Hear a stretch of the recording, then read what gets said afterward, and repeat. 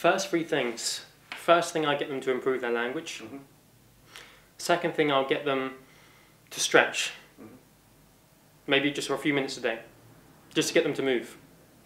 They have to do something new. They absolutely have to do something new. Everyone knows that. So that's kind of the basis. If we get them to move in a new, unprecedented ways, it changes the motor cortex of their brain. And when you start to initiate or instigate a change in their psychology, then they become much more malleable for fast-track change later on. Rule number one, you never tell them to stop doing something, because it's fundamentally against human psychology. If you tell a person, no, you can't do that, they become rebellious. They want to do exactly that. You're like, why can't I do that? I want to do that. There must be something in that. So someone coming from, like a burger house and wants to go on a program, I would get them to, I would analyze their language, or get them to analyze their language, because that's the beauty about language. It's very tangible and everyone's speaking on a regular basis. Sometimes people are mainly speaking to themselves. Sometimes people are mainly speaking to other people. But the quality of their language dictates their destiny, as you know. And they can clearly start to become an observer of the quality of the language they're using. If their language is mainly about struggle, resentment, and anger, then chances are they're creating exactly that type of condition in the external world, and exactly that type of condition in the internal world. Their organs become uptight, and they start to become blocked and constricted, as opposed to dilated and open and happy and coherent. So the functionality of all the kind of digestive juices is definitely hindered. Digestion goes from about 27% efficiency, which is basically the Western average. And if you're particularly angry, it can go all the way down to 17% digestibility, which is enough to initiate a cascade of serious metabolic and mineral deficiencies, which is enough to create serious chronic diseases like cancer and heart conditions and ME and other autoimmune diseases like this. So I definitely get that person to look at their language and think 9 times out of 10, are they using the type of language they want to be using that reflects their deepest inner vision and their deepest, darkest desires. Because if it doesn't, they're fundamentally out of alignment in a very obvious, very self-evident way. I'll get that person, rather than getting them to completely change their diet, I'll introduce them to a few key power foods. Maybe a few plants, maybe a few herbs, maybe a few seaweeds. Something that has a very high enzyme content and a very high antioxidant content at the same time. Maybe something like sea buckthorn juice, acai. Maybe get them to start making their own chocolate or something, made from raw cacao powder, which is one of the highest sources of antioxidants in the world. We'll get them to play a little bit about the things they're interested in, because everyone's into high quality food. I fundamentally believe that everyone is interested in high quality food on some level. They may not be buying high quality food, but they like the idea of buying and eating and ingesting high quality food, because it reflects, it's more coherent with their desire to be functioning well. So if someone's a chocoholic and they're currently eating maybe black chocolate or milk chocolate, then they can definitely be enticed to have a very high quality version of that chocolate and use that.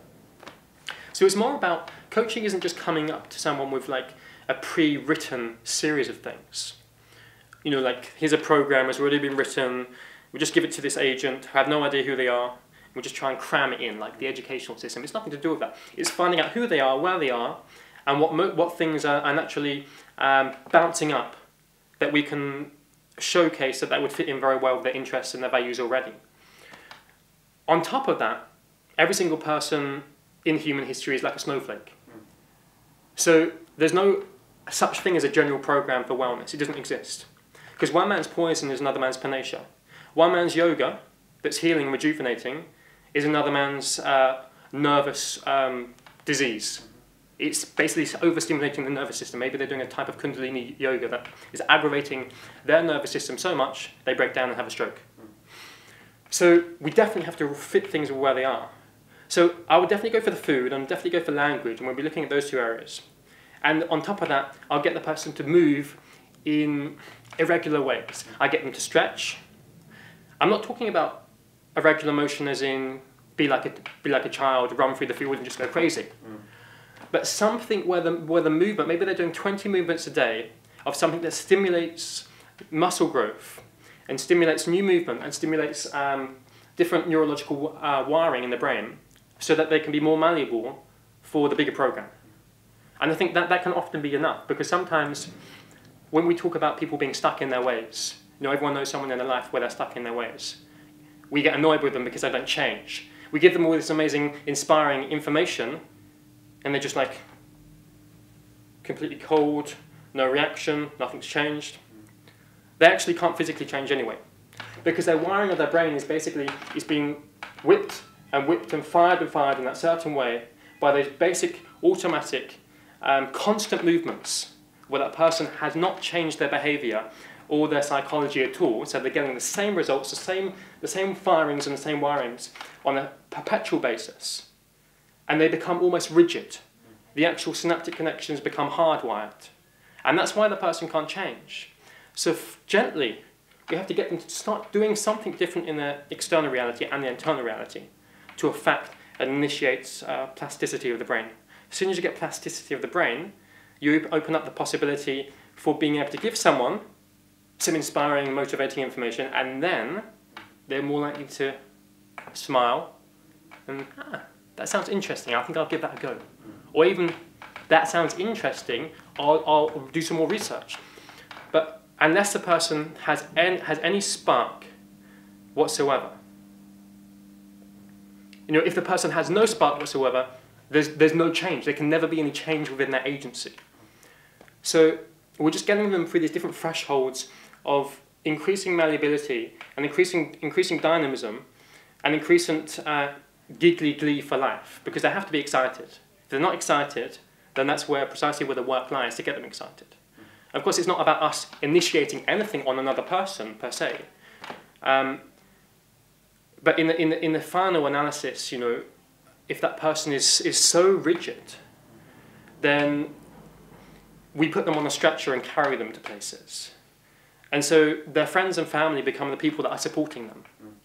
So in our posture of supporting people, I encourage to get that person to do those three things and inspire them and get them excited for improving their vitality.